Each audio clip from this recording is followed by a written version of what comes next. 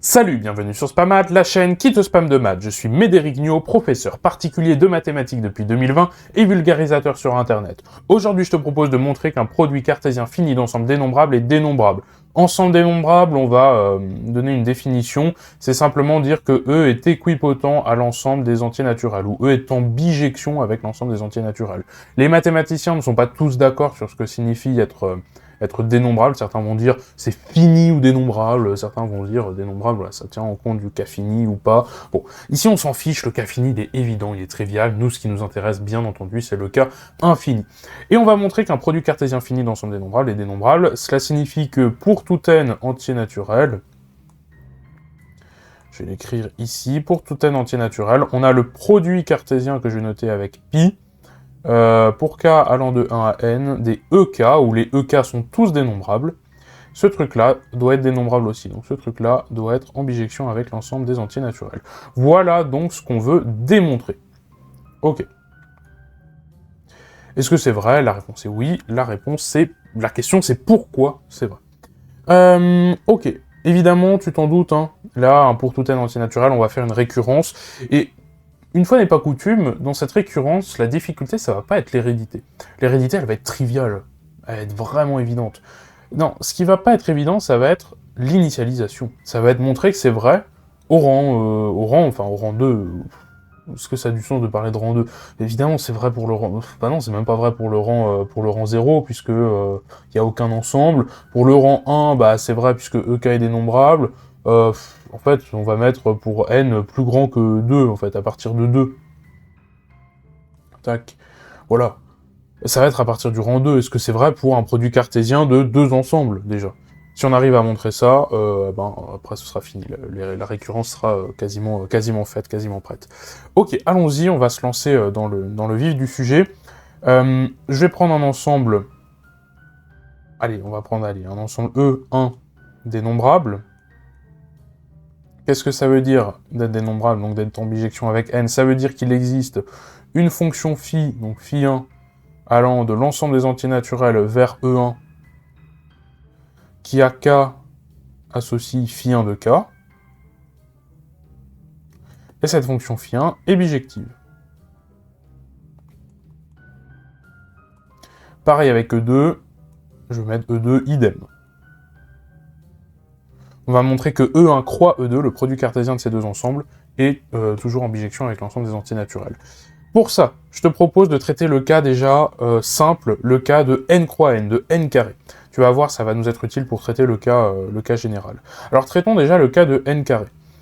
On va essayer de trouver une bijection de n vers n carré, et pour ça, en fait, on va utiliser l'énumération diagonale de Cantor. Si tu connais pas l'énumération diagonale de Cantor, c'est à savoir faire, à savoir retrouver. Ça va consister en un simple petit tableau avec 0, 1, 2, 3, 4, etc. 0, 1, 2, 3, 4, etc. Et on va énumérer toutes les cases de ce tableau, que j'ai pas dessiné, mais on va énumérer toutes les cases de ce tableau par diagonale successive.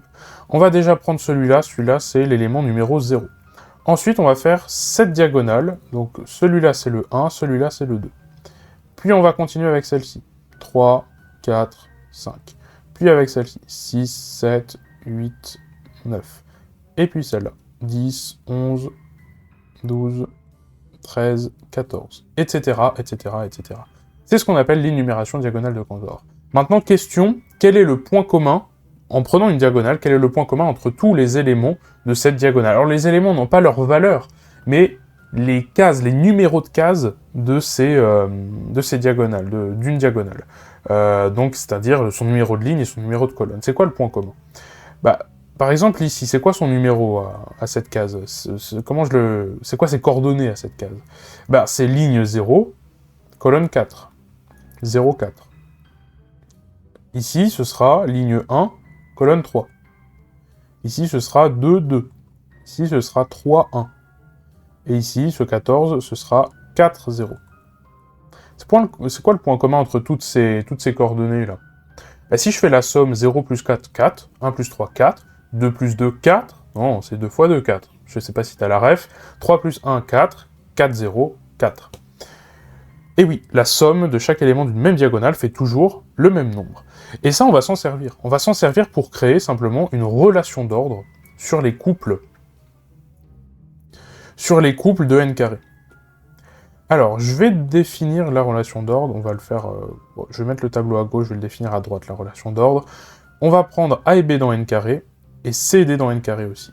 On va dire que a et b est inférieur ou égal, donc pour une relation d'ordre un peu bizarre, est inférieur ou égal à CD, lorsque... Le cas trivial, c'est de dire, bah, je suis dans une diagonale de toute façon qui est en dessous, je suis pas dans la même diagonale. Si on n'est pas dans la même diagonale, clairement, le truc de gauche ce sera plus petit que le truc de droite, hein, si celui-là est dans une diagonale qui est au-dessus. Qu'est-ce que ça veut dire? Ça veut dire que la somme des nombres ici est strictement plus petite que la somme des nombres ici, clairement. Ça, on peut l'écrire. Soit on a ceci qui est vérifié, soit on est dans la même diagonale, et si on est dans la même diagonale, il faut évidemment que la case ici soit au-dessus, ou soit à droite. Alors, il y a deux façons de le voir. Être au-dessus ou être à droite, c'est pas la même chose. On peut le voir comme être au-dessus. Être au-dessus, ça veut dire que c'est le numéro de ligne qui va être plus grand. Qui va être plus petit, pardon, justement. Être au-dessus, c'est le numéro de ligne plus petit. Ça veut dire que A est inférieur ou égal à C. Et voilà, on a donné ici une relation d'ordre. Relation d'ordre qui a le bon goût d'être totale, d'être bien fondée, parce que ça possède à chaque fois un minimum, et en plus, il n'y a pas de chaîne décroissante infinie, on se rend compte très bien avec le tableau pourquoi, hein. C'est-à-dire que, étant donné une diagonale, bah, de toute façon, il y a un nombre fini de cases en haut à gauche. Là, on est en train de faire des partitions de notre tableau par des coupures qui vont couper ça va couper mon tableau comme ça, quoi, sur des tranches diagonales, quoi. Et donc, évidemment, il y a un nombre fini de cases en haut à gauche de cette diagonale.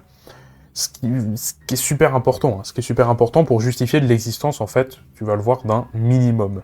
C'est-à-dire que quel que soit l'ensemble que je prends, l'ensemble de couples d'entiers naturels, il y aura toujours un minimum pour cette relation d'ordre. Et ça, c'est super pratique. Et en fait, on va définir la suite, on peut définir une fonction, ici on va définir une suite parce qu'on est dans les entiers naturels. On va définir une suite dans les entiers naturels définie de la façon suivante.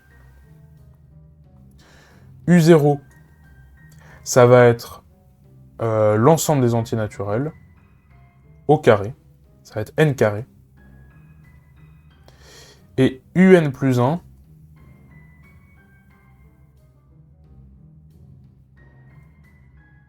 ce sera le minimum de l'ensemble de n carré, donc n carré, privé de tous les termes d'avant, privé de tous les UK au cas parcours 0n.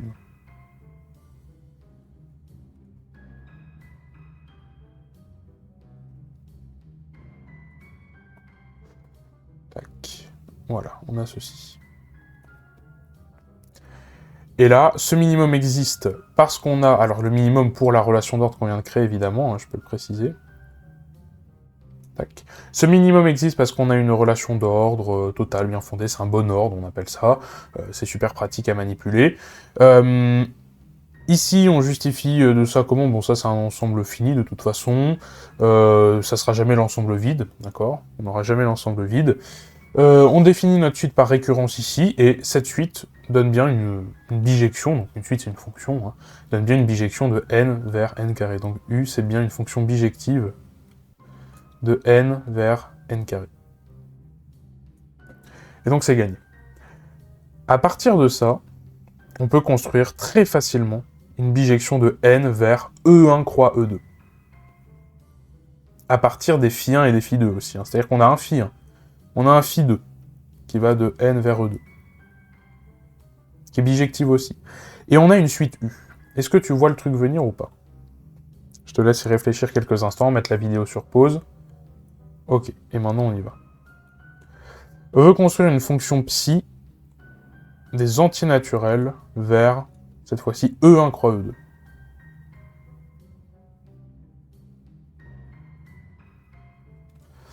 On va utiliser évidemment phi1, phi2 et U. Ok. Eh ben là, c'est presque gagné. c'est presque gagné. Pourquoi? Parce qu'il va juste falloir passer par le n carré, et ce n carré, comment on va le faire? Pour ça, il faut se ramener aux entiers naturels, parce que pour l'instant, on a défini une relation d'ordre sur les entiers naturels, enfin sur n carré plutôt, on a défini sur n carré. Donc il va falloir essayer de se ramener à ça. Et évidemment, l'astuce va être la suivante, de définir une nouvelle relation d'ordre, cette fois-ci sur E1 croix E2, donc on va prendre AB dans E1 croix E2, hein, je le réécris pas. C'est plus petit que CD à nouveau dans E1 croix E2, lorsque... Et là, on va s'inspirer évidemment de ce truc-là. Donc, cette fois-ci, on peut difficilement faire maintenant des additions, mais on va utiliser ça, ne t'en fais pas. Donc, si et seulement si, bon, on va pas mettre d'accolade, on va mettre tout simplement. Allons-y, faut pas se tromper. Donc, pour exhiber, donc on va utiliser évidemment phi1, donc la réciproque, tac, en A, donc le couple phi1 moins 1 de A, phi2 moins 1 de B, est inférieur ou égal à la même chose, mais avec C et D.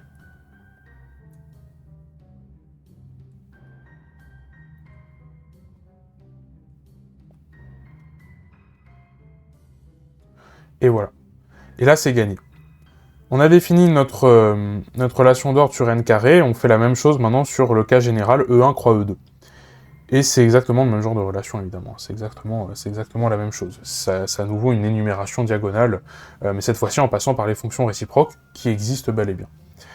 Ce qui fait qu'on peut générer là aussi très facilement, en s'inspirant exactement de la même chose. On va le faire tout de suite d'ailleurs. En fait, en notant simplement UN, ça c'est des couples, hein. UN c'est, allez, on va dire ANBN.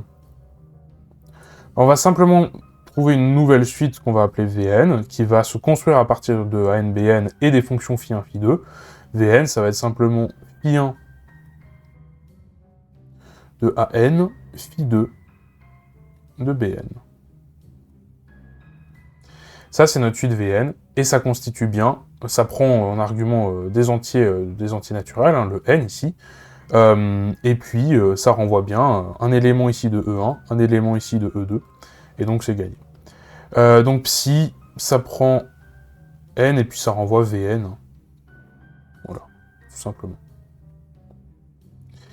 Et voilà, c'est gagné. On a fait ici l'initialisation de notre récurrence avec un produit cartésien, donc à deux ensembles. On fait l'hérédité très rapidement, on suppose que c'est vrai à un certain rang n, donc on suppose que E1 croix E2 croix, etc. jusqu'à En est dénombrable. Est-ce que c'est vrai au rang n plus 1? Bah pour ça, le rang n plus 1 c'est quoi? C'est la même chose. Croix En plus 1. Par l'hypothèse de récurrence, on a montré que ça marchait. On a montré que ce truc-là était dénombrable. Ça, c'est évidemment dénombrable. C'est dans l'hypothèse que tous les EK sont dénombrables. Et on a montré dans l'initialisation, on se sert de l'initialisation dans l'hérédité, en disant, ça c'est un produit cartésien de deux ensembles dénombrables, le truc de gauche est dénombrable par hypothèse de récurrence, et le truc de droite est dénombrable par hypothèse de l'énoncé, de l'exercice, et donc par initialisation, ce truc-là est dénombrable aussi. Et c'est terminé. On a montré qu'un produit cartésien fini d'ensemble dénombrable était dénombrable. C'est pas vrai dans le cas infini. Hein. Le produit cartésien infini ça ne marche pas. Hein. Si on fait tendre n vers plus l'infini et qu'on a un ensemble infini d'ensemble, une famille infinie d'ensemble, ça ne marche plus. Heureusement, hein, sinon on montrerait que certains espaces vectoriels, l'ensemble des suites par exemple seraient dénombrables, et ça évidemment ce n'est pas le cas. Et justement nous traiterons d'ailleurs un exemple avec des suites. On va traiter un exemple avec des suites sur cette chaîne dans pas longtemps, donc abonne-toi justement pour pas louper cet exercice. Si t'as bien compris, tu vas pouvoir t'en sortir justement dans l'exercice qu'on traitera dans quelques jours. Donc reste informé. Si cette correction d'exercice t'a plu, n'hésite pas à me le faire savoir, un like, un abonnement, un petit commentaire sympathique. N'oublie pas, je suis avant tout professeur particulier, donc si tu as besoin d'un accompagnement personnalisé, tu peux découvrir mes offres de cours particuliers, de cours collectifs, de stages intensifs pendant les vacances et de formation sur mon site internet medematic.fr, dont le lien se trouve dans la description et en commentaire épinglé. Et puis si tu n'as pas tout compris à ce qu'on a fait aujourd'hui, c'est normal, n'hésite pas à poser des questions dans l'espace commentaire parce qu'on est allé un peu vite et j'essaierai d'y répondre au plus vite. On se retrouve dans la prochaine correction d'exercice sur Spamat, à la prochaine. Salut!